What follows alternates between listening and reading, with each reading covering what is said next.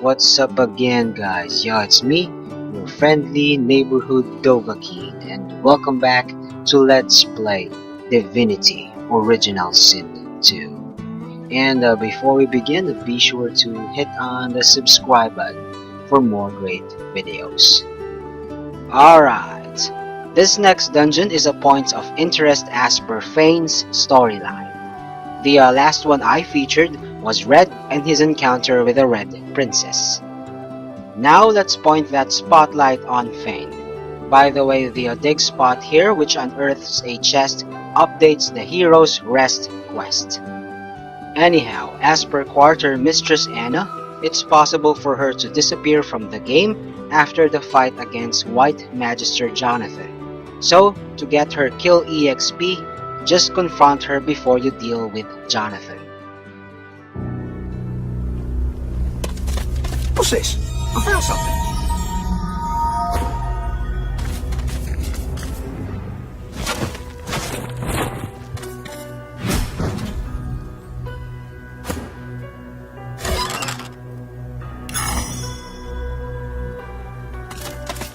The Magister Quartermistress works at her station, kneading dough with her strong, floured hands.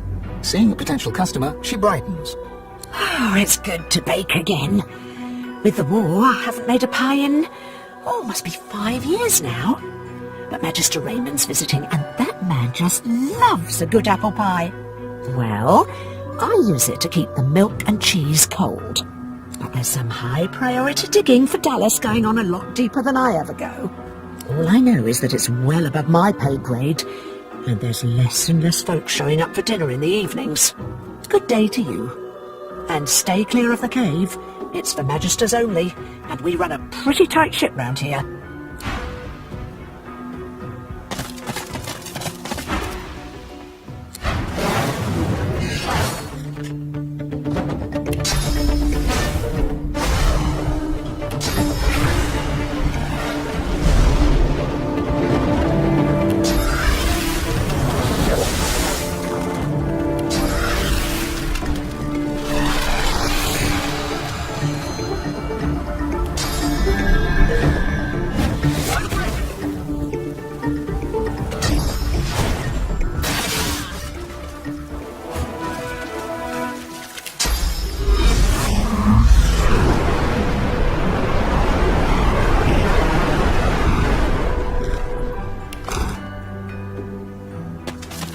I'm on the right track. That tablet Riker wants has to be close. This minehead section is peppered with traps. You can move barrels and disarm them, or simply use teleport/jump skills. The fastest way though is to simply float over them via the levitate scoundrel skill, or polymorphs spread your wings. Once cleared, bring the rest of your squad via the pyramid, and prepare for a quick battle.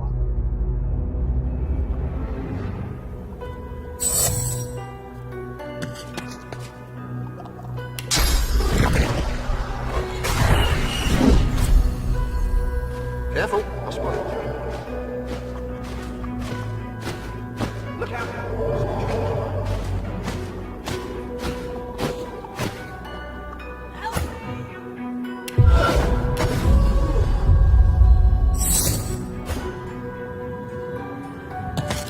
Help me! Careful. It might still be here. I think I made it hungry.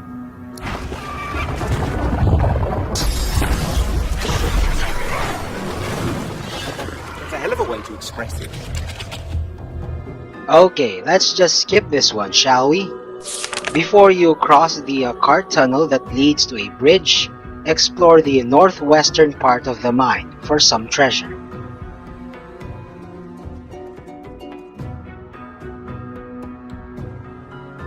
Then, after crossing the tunnel, head north to access another tunnel, which houses a mysterious pillar/relic of the Eternals. This will teach you the recipe to craft the armor of the Eternals, of which all the mats can be found in this dungeon. The armor is just common, but the stats are excellent. And as with all Eternal stuff in this dungeon, it is wise to designate Fane to interact with them. Alright, just south of the bridge, there is a skeleton with a key and a memo that updates some of the quests linked with this area. Riker's twin quests, which I featured in a past vid, Almira's request, and the dark dealings in the Blackpits, which was my previous episode. By the way, after the harbor fight, using the War Owl whistle, traveling back to the bridgehead and reinforcing the paladins against the ambush, saving Hardwin in the process, the Dark Dealings quest can be closed entirely without exploring this mine. Anyway, there's also a shrieker at the end of this bridge, and I'm gonna do the same thing as with my previous vid.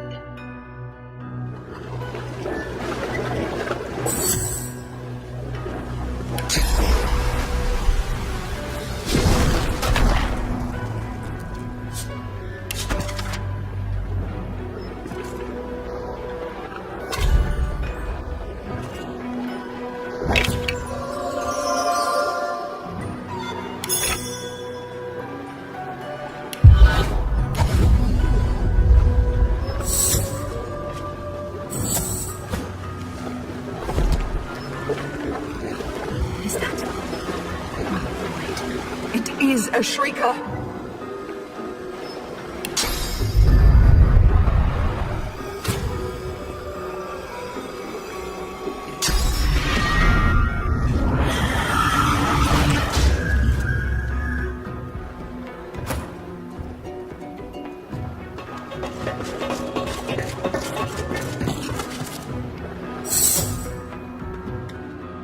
Okay, after the waypoint, the path will split. Further east leads to the blocked ancient temple entrance, and down south is the cave ruins. The ancient temple is our last stop, so we'll go south first. This area will welcome you with a battle between Magisters and Voidwoken. Initially, the Magisters will be neutral towards your party, but after eliminating the Voidwoken, you'll face a persuasion check. If you succeed, they won't go hostile on you, but that won't last long. After just a few moments, they're gonna sniff you out. So don't bother being careful with the Magister's neutrality. Simply annihilate everyone. Now to gain some tactical advantage. Observe how I use stealth to enter the fight one by one.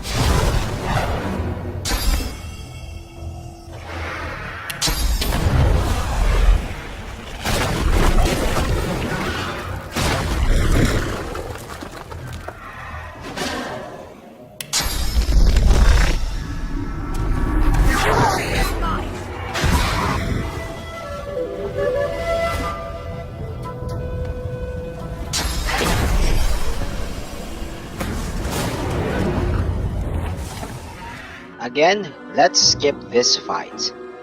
There are a few notable stuff in this section. First, to the west, there is another mysterious pillar which can teach you the recipe to craft the mask of the shape shifter at the cost of 1 SP. I've made that mask a long time ago, so it's already registered in my recipes. Further west, near the waterfall, accessed via jumping to the ledges, there's a corpse with a key, and his ghost updates your journal. At the southeast, there are 2 eerie tablets, which can teach you skills. On the left, you'll learn the Living on the Edge Necromancer skill, and on the right, the Dominate Mind summoning skill. Interact using the attunes whom you want to learn these skills. As per the mats on crafting the armor of the Eternals, you can find an Eternal plate here. Now, we move towards the blocked ancient temple entrance. This area is again infested by Magisters and a few of their Black Ring slaves. My strat here is simple. Win the persuasion to peacefully set up the battlefield and occupy tactical positions. Then, force attack.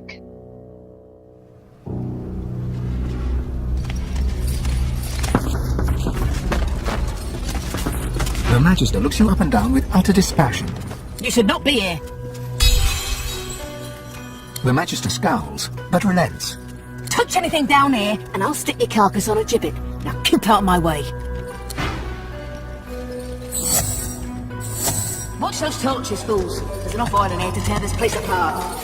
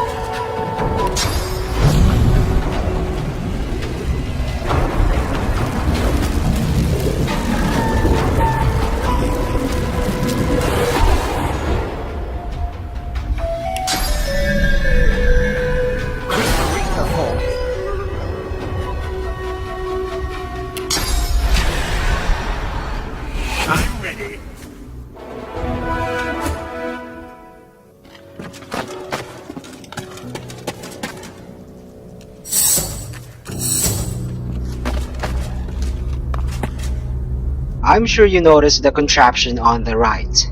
It's an oil pump. Combining it with empty barrels produces oil barrels. Besides being damaged, it's pretty much useless, but if you want to play with it, the lever sequence is yellow, blue, green. If you want to wreck it, however, go for the red one. Okay, let's blast the crap out of this wall to enter the ancient temple.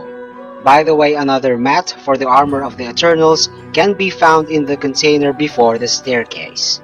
And the clues on how to disable the big-ass sphere barrier are revealed by the inverted pyramid sculpture and the diary of the skeleton.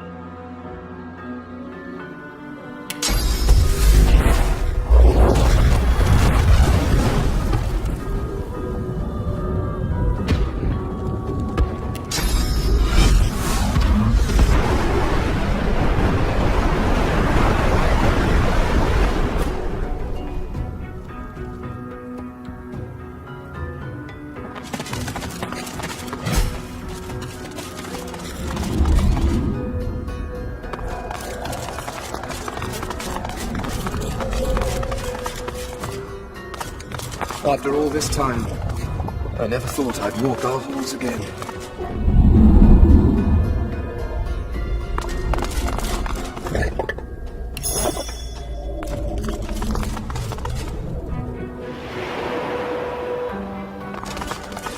It is immaculate. There is no trace of the filth that has infected this world. The curious sculpture comes alive as you reach out to touch it. It thrones with power and throws flickering dancing shadows against the walls. The carving is covered in eternal glyphs. They surround a gently glowing stone that makes you think of the night sky rolled into a ball. You read, "Our first lords babes with power glowed, our seconds born in blood that flowed. Our thirds young to the wind return, our fourths to glowing flames adjourn. Our fifth lords cubs with minds were blessed, our sixths had brawn beyond the rest. Our seventh's brood spread from earth to glen, and thus no king shall rise again." You step away from the pillar, your mind racing. shall rise again? What happened here?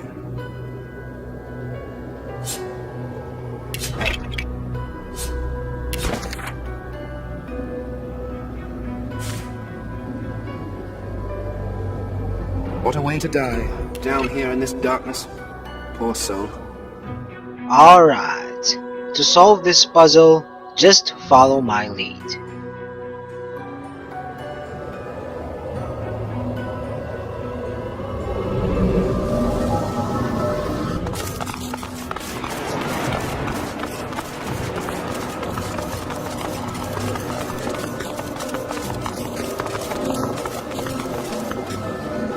Lady Amadia, I never would have imagined we would be quite so close.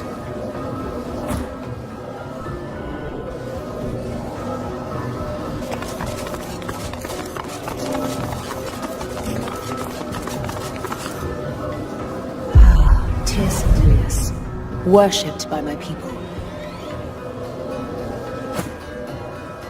Lord Duna, short and proud. And you passed those traits on to your people.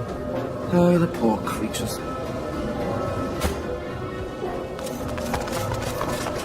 Blessed Zolcis, an elegant god for our elegant people.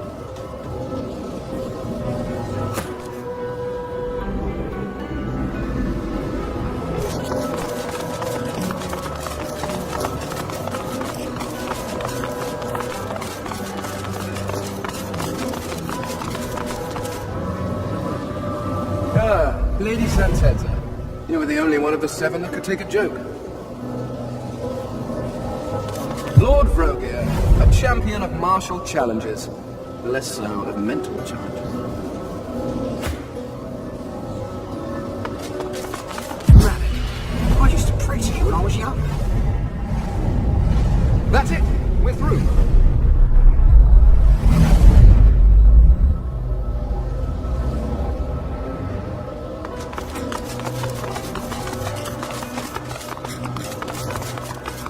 What in the name of Lucian's prize pig is going on here? Upon opening the ancient sarcophagus, prepare for a revelation and a boss fight. To gain the tactical advantage, you can position some of your tunes on the same platform with the pyramid sculpture, of which the eternal boss will teleport onto. Me? Remember, my squad is already level 16, so this is just gonna be another cakewalk.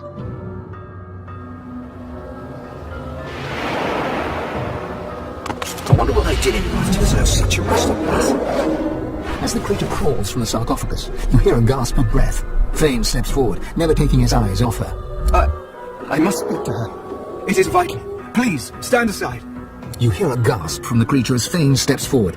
It speaks in a hissing, clicking language that seems both completely alien and somewhat familiar. Fane raises his head and responds in the same jolting, clicking tongue. He seems to be pleading with the creature, his hands outstretched. The creature looks down at him and shrieks in rage. Her gestures are quick, strong, and violent. Whatever she said, it seems to have devastated your friend. The verbal barrage continues, but something changes within Fane. He looks up, and golden light pours from his skull. When he speaks next, you understand every word, but you're not sure the words are his own.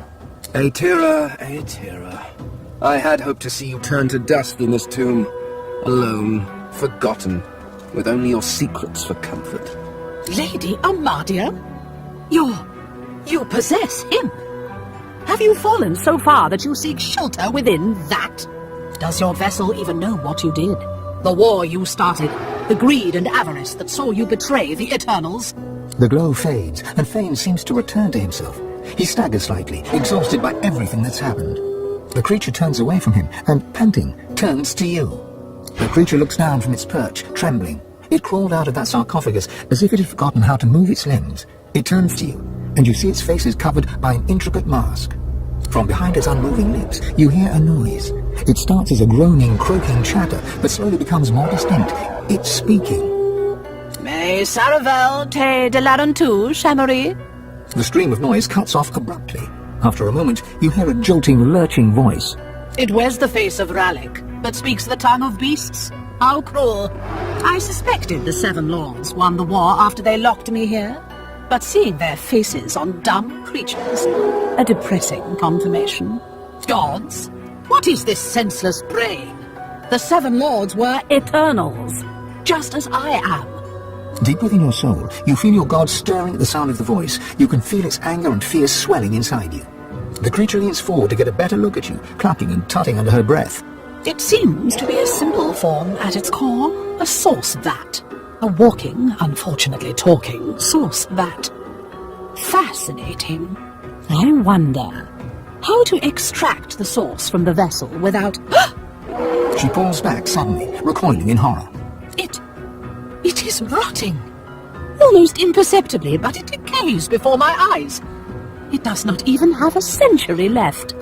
The god within you reacts, his emotions a cocktail of fury and fear. You hear his voice, demanding that you give him control, demanding your body obey his will. Aetera, you worm. An eternity locked away was too good for you. I should have seen you ground to dust and fed to the wind. Your heresies deserve nothing less. The figure recoils, as if struck. Rallic! What happened to you? Did you truly fall so far? Silence! It is your king that has fallen.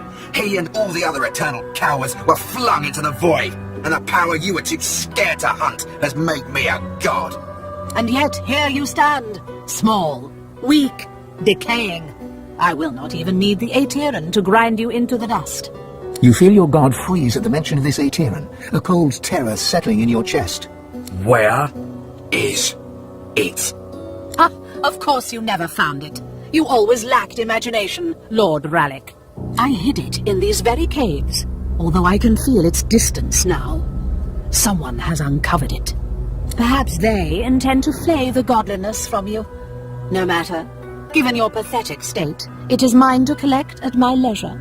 As for that monstrosity you have made your shell, it was designed to die, and I think it is time that design were fulfilled. Do not worry. The source shall not be wasted. It will carry me from this tomb. It will bring me freedom at last.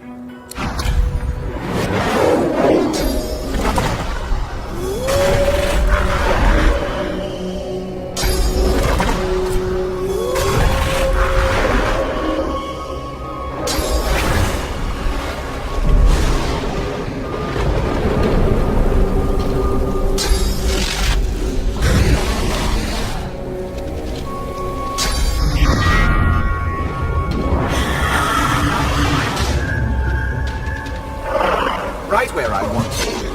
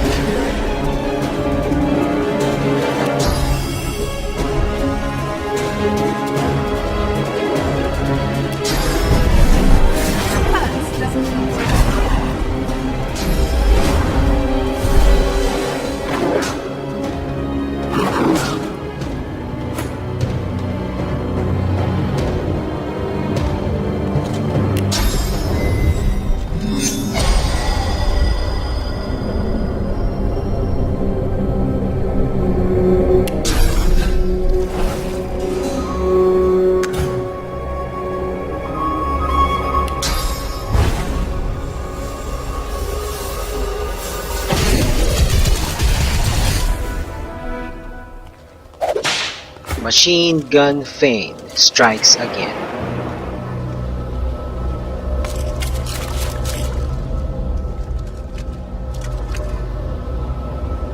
The air suddenly feels thick, like it's grown musty after concealing a lie for so long. Their tale is one of scholars becoming gods. If they could, we can. Which is rather excellent. Sun shines, gods lie. Where there's power, there's corruption. Had anyone here truly expected anything else? They lied. I can't believe it. I mean, of course they lied to you, look at you. But they also lied to me.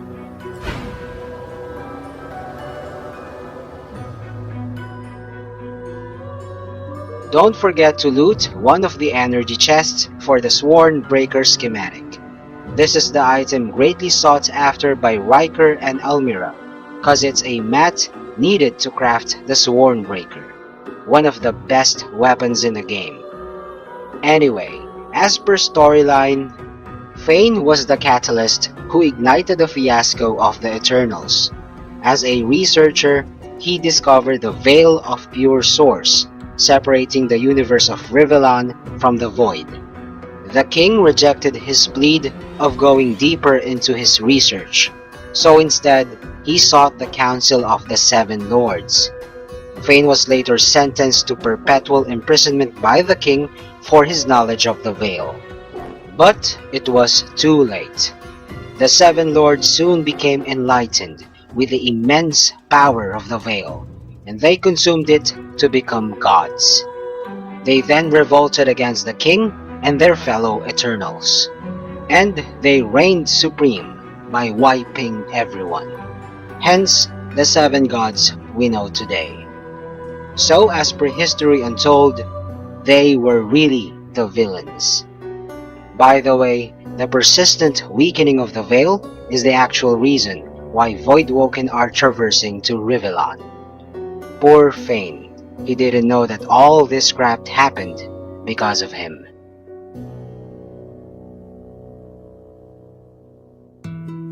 And that is all there is for now. Thanks for watching.